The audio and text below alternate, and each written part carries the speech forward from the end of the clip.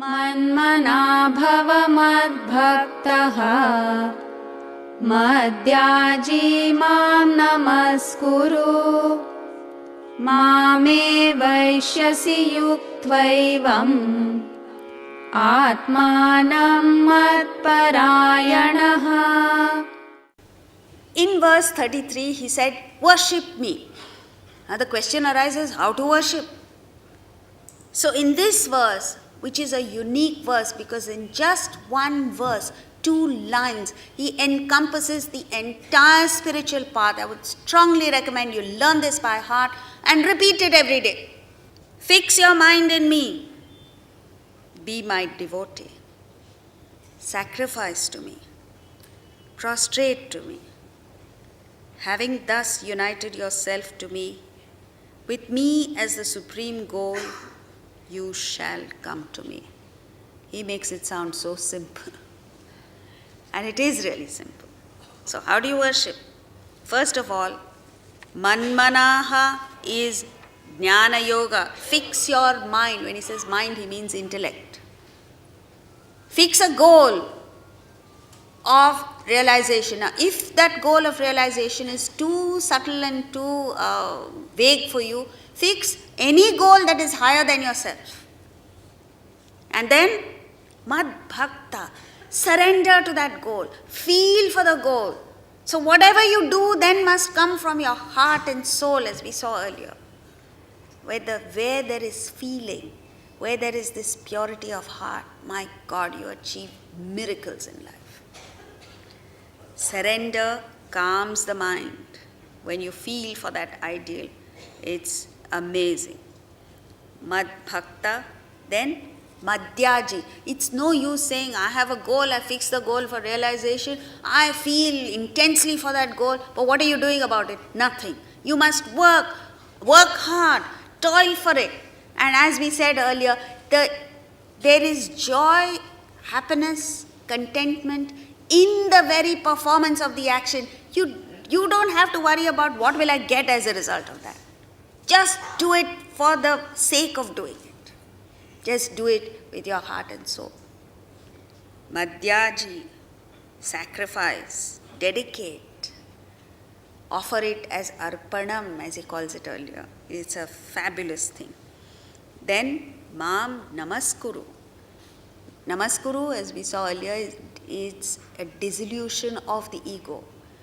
When the fruit comes, and the fruit will be positive, you will be showered with prosperity, don't ever forget that it is some power beyond you that is responsible for your success.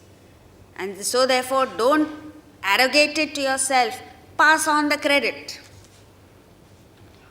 If you meet with failure, pass that on also. What have you got to do with it? Parayanaha. When you embark on the spiritual path and you find that it is so fulfilling, it gives you so much happiness, much more than any worldly pleasures, you have to keep reminding yourself that this is not the reason why I got into this. This is not the end. You need to go beyond the world and find that abode of infinite bliss. So, when you do all these, manmana with the intellect, mad bhakta with the mind, madhyaji with the body, namaskaru, you dissolve your ego, parayanaha, you use your subtle intellect, your conscience. You get into the state of what is called open-eyed meditation. So whatever you do, wherever you go, whatever it is that you're experiencing, one aspect of your attention is fixed on Atman. Just as, now you might say, if every moment I have to think of Atman, then what will happen to my business, what will happen to my children, what will happen to I'll be a total disaster. No, but as a human being, you have this ability to focus your mind on more than one thing at a time, which you're doing anyway. When you drive a car, you're thinking of at least 10 things when you're driving. And all that the Gita is asking you to do is focus on 2 things. What are the two things? While your body acts, while the mind feels, while the intellect conceives various thoughts and ideas, one aspect of your attention must be pegged on Atman. How do you do that? In music, particularly classical music. Those of you who've heard classical music, you find that start to finish. In fact, first, before the classical musicians start singing, you hear the tanpura.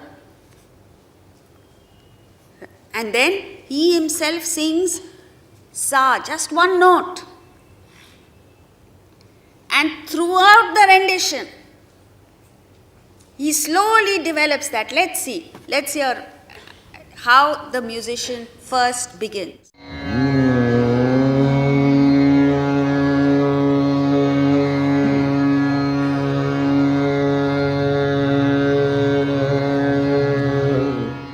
You see, there's only one note. And as the performance, as the program unfolds, you find him going from that one note into an array of different notes. Like this.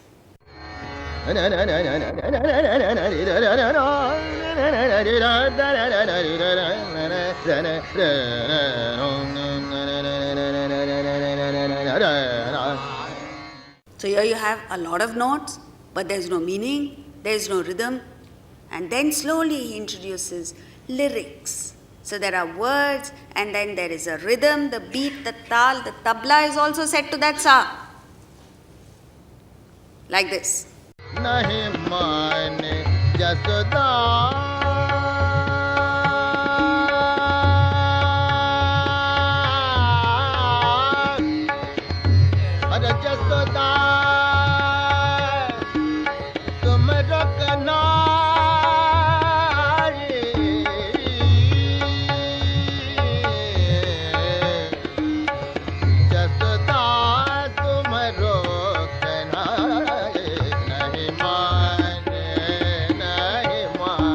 So you see, there's a whole lot of things happening.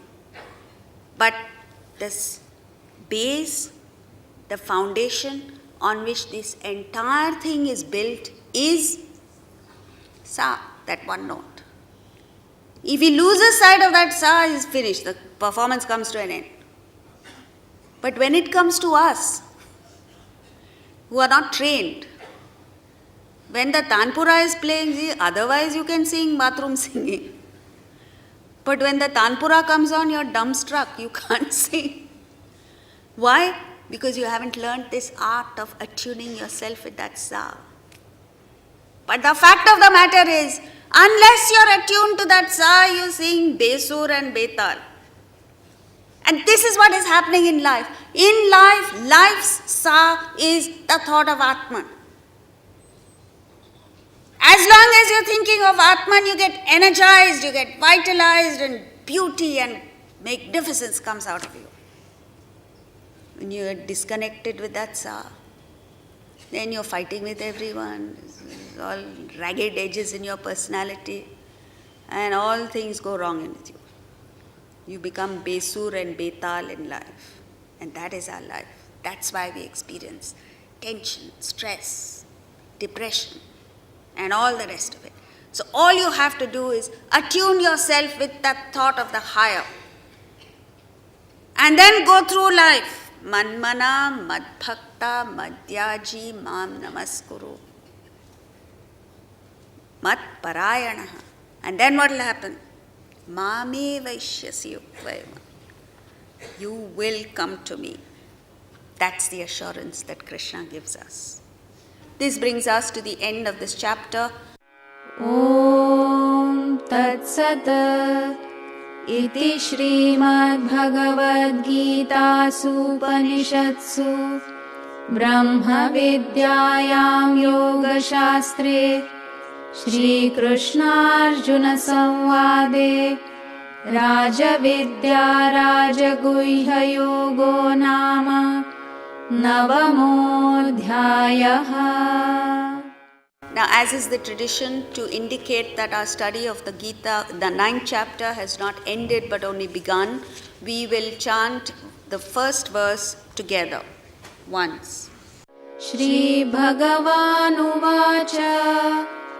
इदं तु ते गुह्यतमं प्रवक्ष्याम्यनसूयवे ज्ञानं विज्ञानसहितं यज्ञात्वा मोक्ष्यसे शुभात्. So what are the take home points?